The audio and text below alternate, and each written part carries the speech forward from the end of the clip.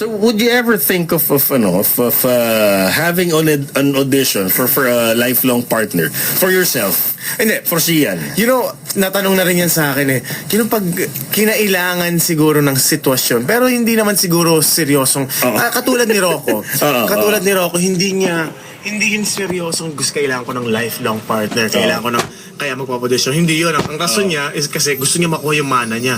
Kaya naghanap siya ng bride. So for any other reason, okay lang sa'yo? Kunwari, the situation calls for it, why not?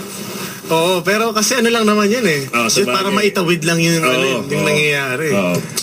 Anyway, let's talk about music now since we're airing over at the radio station. Ayan, bigyan mo ako ng 3 kanta.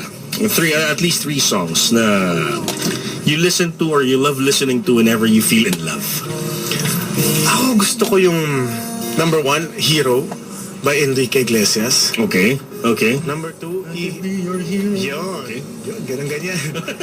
Tapos Heads Med. Yung mga ganun, mga pare ko, yung mga ganun, yung mga huling El Bimbo, yung mga ganun, yung mga pampain love.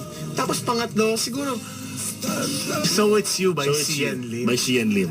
Ayan, special request ni Sian. Pagbibigyan natin mga kapamilya. And we're gonna be playing that song right now. At syempre magbabalik tayo sa ating kwentuhan dito pa rin sa Sabado Sikat. Kasama si Sian Lim dito po sa MOR 101.9. My only radio for life.